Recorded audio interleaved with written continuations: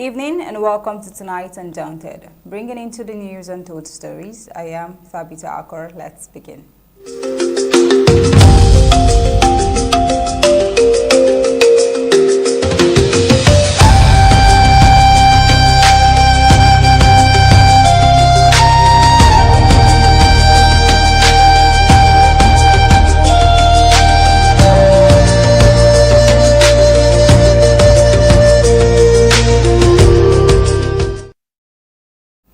Tonight, we begin with a story that speaks to the pain many families in southern Cameroon's Ambazonia have come to know.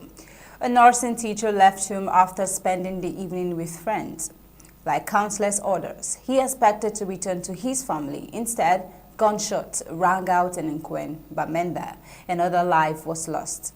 Behind every victim is a family left in tears, colleagues left in shock, and a community asking when the violence will end. His death is the latest in a series of killings and kidnappings that continue to haunt Bamenda, Ambazonia. For many residents, life has changed. Businesses now close before dark, roads empty early, and every journey home has become a journey of uncertainty. Tonight, we tell the story of one teacher whose death reflects the painful reality many civilians continue to face as the war in Ambazonia drags on. Now the prime headlines.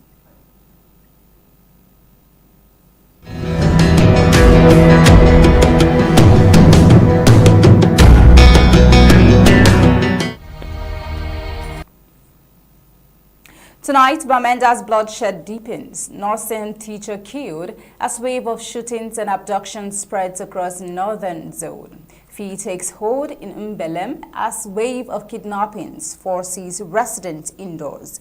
Man allegedly linked to French Cameroonian military killed in Undu as tensions persist in Donga. Also tonight, woman escapes as rain-triggered landslide buries home, destroys farms in Fundong.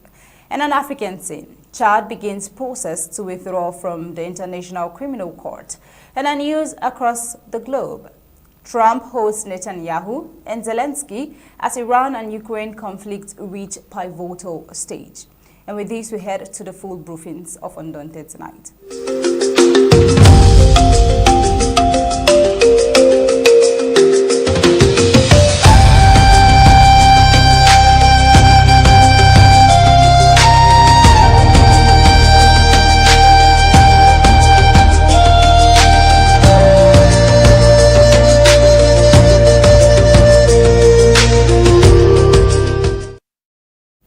Fear continues to grip Bamenda as another life has been claimed in the growing wave of violence sweeping across the northern zone. Late Sunday night, June 26, gunfire shattered the calm in Nkwen when unknown armed men shot and killed Azaniu Clifford, a nursing teacher at the Florence Nightingale Higher Institute of Health and Biomedical Sciences in Mile 4. According to resident and local sources, Clifford had spent the evening with friends before heading home. Moments later, he was attacked near a popular snack bar in Nkwen. He died at the scene. Now, the motive for the killing remains unclear, and no group has claimed responsibility. It is a really troubling one for the family. Let's take a look. You don't even put your job about say you go school. You go tell your student they go school. Prof. Your student they call you. The jealous kill me picking. They said they kill me picking sister and they shoot them. They shoot picking for here. They shoot picking for here. They shoot picking the one they don't want kill Clifford the killer and they don't kill her. They shoot them. They shoot Clifford so Clifford do it. Where mama? Asha. Such a painful sight. For many residents, Clifford's death is not an isolated tragedy, but another chapter in an increasingly disturbing pattern of violence that has left communities living in fear. Just 3 days earlier, on July 24th, another family was thrown into mourning when a businessman was shot dead while returning from a funeral in Sabga. During the same attack, several passengers traveling with him were also abducted. Their whereabouts remain unknown. Now the violence has unfolded almost relentlessly throughout the month. On July 12th, traders at Untharikon Market fled in panic after armed men stormed the busy commercial center in the evening, robbing businesses before shooting a commercial motorcycle rider who later died from his injuries. Days before that, on July 8th, 2 nurses on duty at a private clinic in Mile 4 in Queen were kidnapped from their workplace. They were released several days later after a ransom was reportedly paid. Now on July 3rd, the body of a commercial motorcycle rider was discovered alongside a roadside in Mancon with multiple gunshot wounds while his motorcycle had disappeared. Now, even before those incidents, insecurity had already reached classrooms. On June 29th, a teacher was kidnapped while returning home from school near Old Church in Queen. Community leaders later secured his release after days of negotiations. Now we'll see that the succession of attacks has changed daily life across Bamenda in Ambazonia. Residents say many people now avoid traveling after sunset. Businesses close earlier than usual. Schools and health facilities have adjusted their operating hours, while transport operators have significantly reduced nighttime movement along the Bamenda Bali and Bamenda Mancon roads. As killings and kidnappings continue to mount, concern is growing over the deteriorating security situation in Bamenda, with residents increasingly questioning when normal life will return and whether enough is being done to protect lives and property. A sad situation right there in Bamenda, and this has been really consistent. Away from that, a really troubling situation right here. A growing wave of kidnappings has plunged Mbellem, a neighborhood in Mile 6 in Queen Bamenda, still in Bamenda, into fear, with residents saying they now live under the constant threat of abduction as attacks become increasingly frequent. What was once considered one of the quieter communities in Bamenda has, according to residents, become a hotspot for kidnapping since February 2026. They say armed men have repeatedly targeted the neighborhood, with most abductions occurring in the early evening between 5 o'clock p.m. and 6 o'clock p.m. The persistent attacks have dramatically altered daily life. Residents say streets empty before night falls as families rush home, fearing they could become the next victims. By 6:30 p.m., many people reportedly avoid moving around the community, while businesses close early and social activities have largely disappeared. Community members alleged that the kidnappings are aided by local informants who identify residents believed to be financially stable or influential before passing information to armed gangs. They further claim that many of the suspected kidnappers come from neighboring communities, including Bamisang and Bafut Mfoya, despite repeated appeals for stronger security measures, including the deployment of a permanent military presence. Residents say little has been done to address the worsening situation. Now, the latest reported abduction occurred on the evening of Wednesday, July 22nd, which has when a woman was allegedly seized by armed men. According to residents, the kidnappers are demanding a ransom of 5 million francs CFA for her release.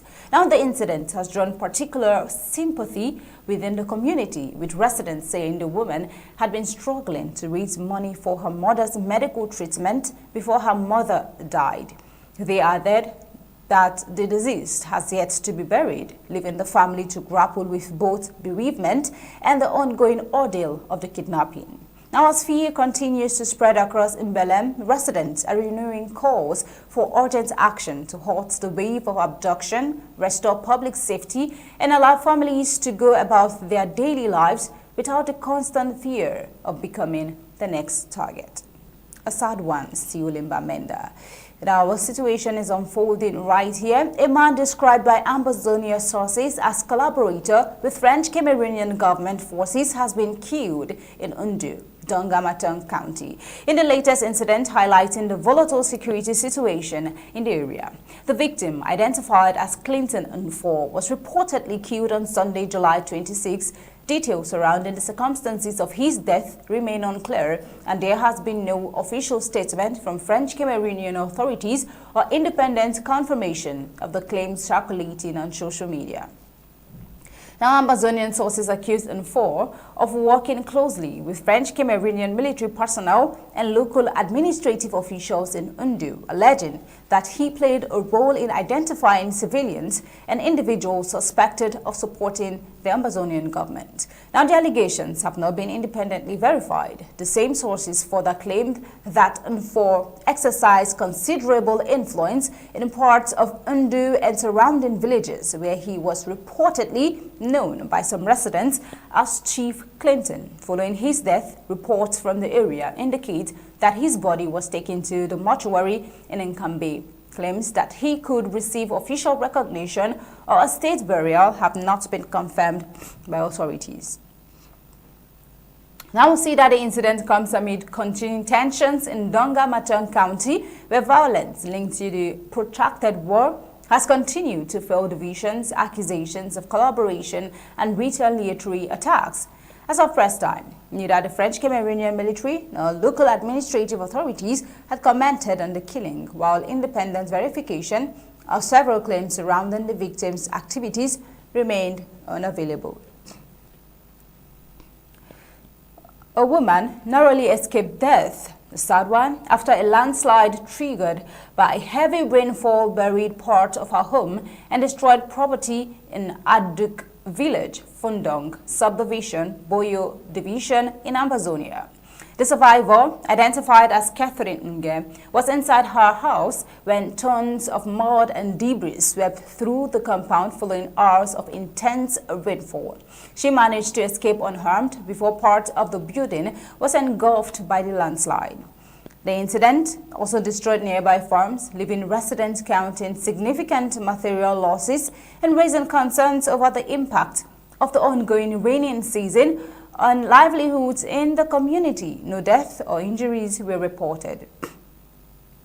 Now, residents said the landslide occurred after prolonged heavy rains loosened the surrounding hillside, sending large volumes of mud and earth cascading into homes and farmland.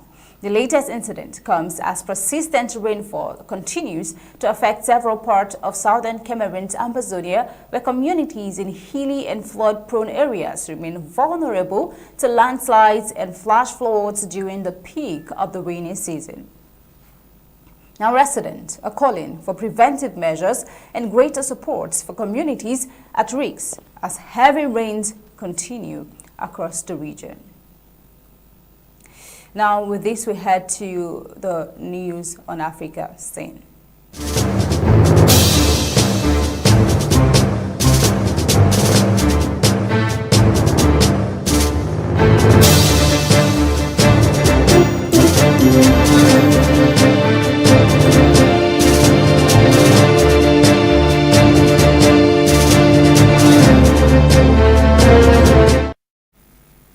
Libya's internationally recognized government of national unity has ordered the military to regain control of the Melita gas complex after protesters stormed the facility and disrupted gas supplies, raising fears of a nationwide electricity crisis. Prime Minister Abdul Hamid Beibe directed the Ministry of Defense and the armed forces to immediately secure the strategic gas complex, restore operations, and reopen pipelines supplying fuel to power stations across the country. The move follows Monday night's protest when demonstrators, angered by prolonged electricity outages, forced their way into the facility and halted operations. State Electricity Company warned that protesters shut gas valves, feeding several power plants, threatening widespread shutdowns and increasing the risk of a collapse of Libya's national electricity grid. Officials described the situation at the facility as critical, with negotiations underway to persuade protesters to leave and allow gas production to resume.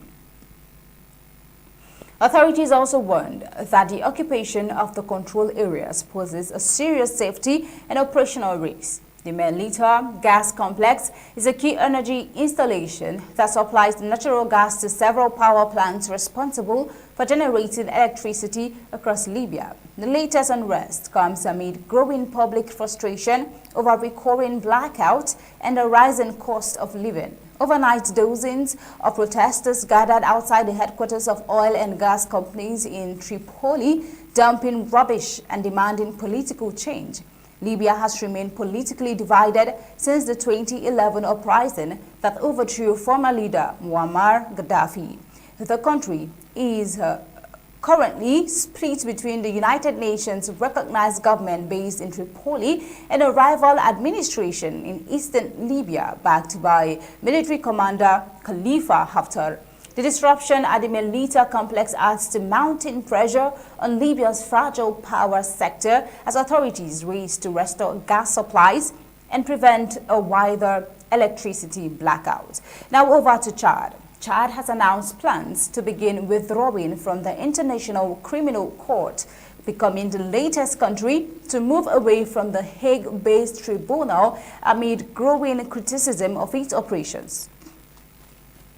In a statement issued on Monday, the Chadian government said the court's effectiveness has been limited and uneven, arguing that its prosecutions have disproportionately focused on African countries. If completed, Chad would join Burkina Faso, Mali, Niger, and Venezuela in initiating the process of leaving the International Tribunal.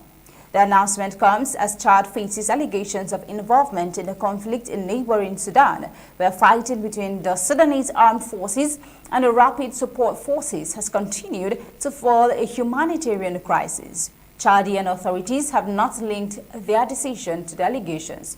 Well, last week, post on the Facebook page of Chad's foreign minister suggested that the United States had urged N'Djamena to reconsider its membership of the ICC. However, the minister later dismissed claims that Washington influenced the decision, saying Chad's planned withdrawal reflects its dissatisfaction with how the court currently operates. Now, the International Criminal Court is responsible for prosecuting individuals accused of genocide, war crimes, crimes against humanity, and the crime of aggression when national courts are unable or unwilling to do so. Now, we'll see that the move also comes amid mounting international pressure on the court. Earlier this month, the United States announced a campaign against the International Criminal Court, arguing that the tribunal poses a threat to U.S. sovereignty. Chad's decision adds to growing challenges facing the ICC as several countries continue to question its impartiality, jurisdiction, and effectiveness. Now let's head over to news across the globe.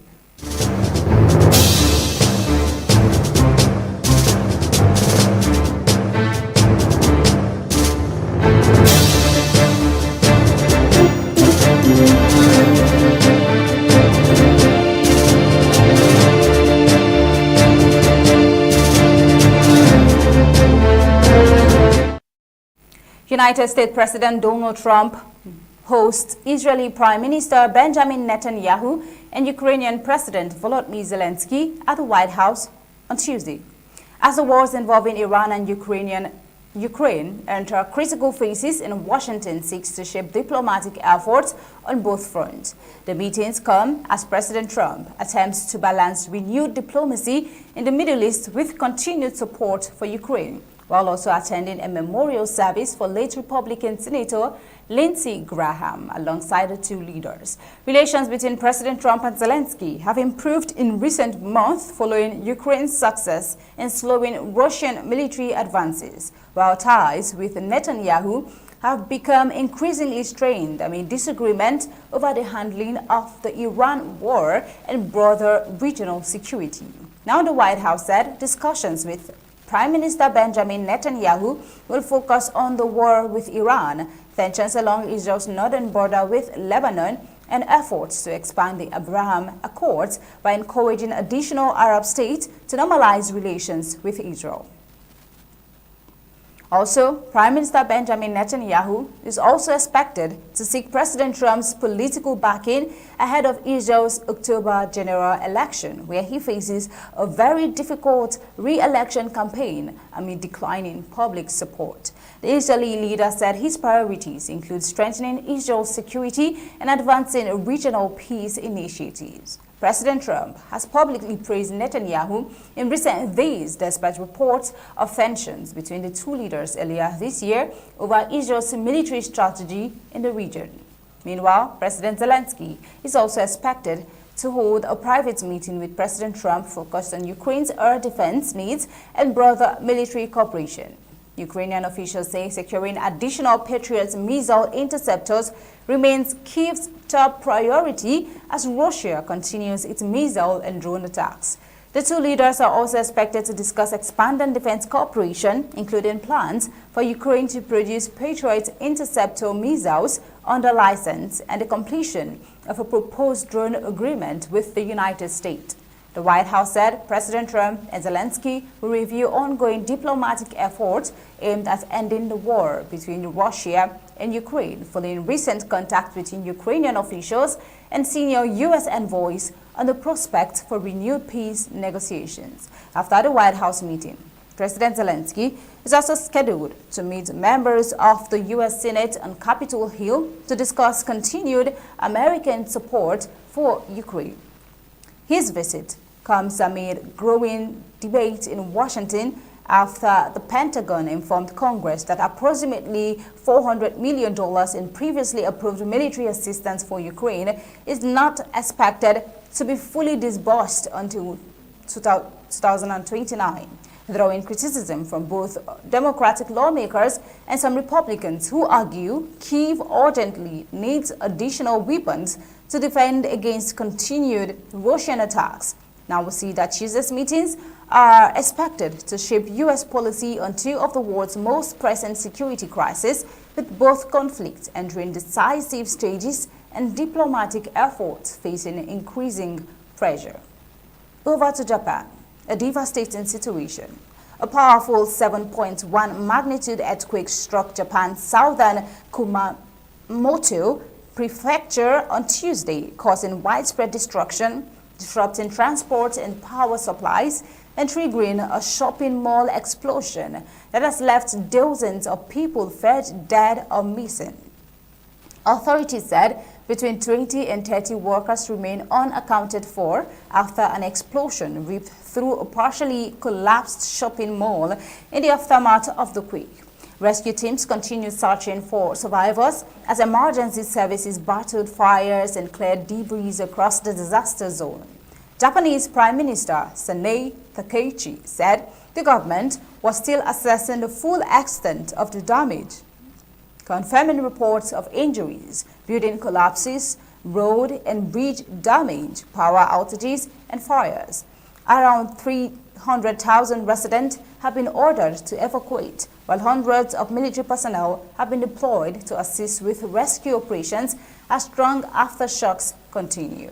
Hospitals across Kumamoto reported dozens of casualties. One hospital received more than 50 injured people, while another treated about 40 victims, including at least 10 in critical condition. Several passengers aboard a high-speed train also sustained injuries during the earthquake. The blast at the prefecture's largest shopping mall occurred shortly after the initial tremor. Police fear multiple fatalities, while firefighters said several people remain trapped inside the damaged complex. The shopping mall's operator said customers and staff were safely evacuated immediately after the earthquake, but the cause of the subsequent explosion is still under investigation. Elsewhere, several people remain missing after a chimney collapsed at a paper manufacturing plant, according to local media. Fires broke out in multiple buildings, while cracked highways, damaged bridges, and collapsed structures hampered emergency response efforts. The earthquake also disrupted critical infrastructure across southern Japan. Nearly 48,000 homes lost electricity. Rail services, including high-speed bullet trains, were suspended, and Kumamoto Airport temporarily closed its runway, forcing flight cancellations and diversions. Mobile phone services were also affected by power outages and damaged transmission lines. Major manufacturers, including semiconductor, electronics, and automotive companies, temporarily halted operations and evacuated workers from facilities across the affected region as a precaution. The quake struck about 20 kilometers south of Kumamoto city on Japan's southern island of Kyushu. Although authorities initially issued a tsunami warning, it was later lifted after further assessment. Japan's meteorological agency has warned residents to remain alert for additional strong earthquakes and possible landslides over the coming week. Authorities also confirmed there were no abnormalities at nearby nuclear power plant. I beg your pardon. The latest disaster struck a decade after a devastating earthquake in Kumamoto killed about 275 people, injured more than 2,700 others, and caused extensive damage to homes, businesses, and the historic Kumamoto Castle. Tuesday's quake also damaged sections of the castle's stone walls, officials said. With thousands of households still without electricity, authorities have warned residents to take precautions against heat-related illnesses as temperatures are forecast to reach 34 degrees Celsius in the coming days. And with that, we've come to the end of Undaunted, bringing into the news Untold Stories. But before we go, a recap of the prime headlines on Undaunted tonight.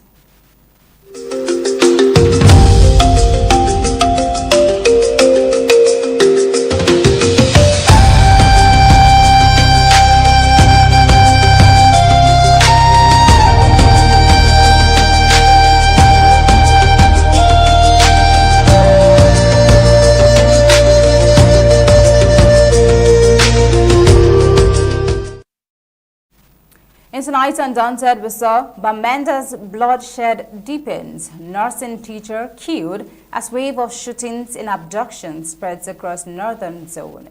Fear takes hold in Mbellem as wave of kidnappings forces residents indoors. Also tonight, man allegedly linked to French Cameroonian military killed in Undu as tensions persist in Donga Matong. Woman escapes as rain-triggered landslide buries home, destroys farms in Fundong. And on the African scene, Chad begins process to withdraw from International Criminal Court.